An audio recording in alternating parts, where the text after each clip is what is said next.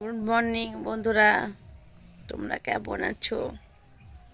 যদিও আমি ভালো নেই, যে দেখো কালকে আমি তোমাদেরকে বলেছিলাম যে আমার হাত কেটে গেছে, যে তো যার জন্য শরীরটা ভীষণ খারাপ।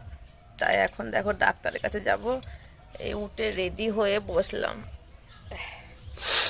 এই উঠে রেডি হয়ে যে দেখো চেয়ারে বসে আছি।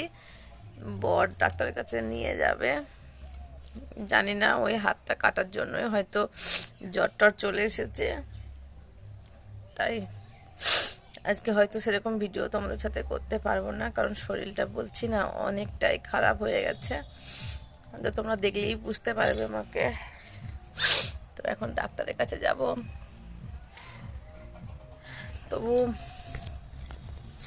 তোমাদেরকে মনে হলো বলি, তোমরা কেমন আছো, কি করছো? শুভ সকাল সবাইকে আমার তরফ থেকে।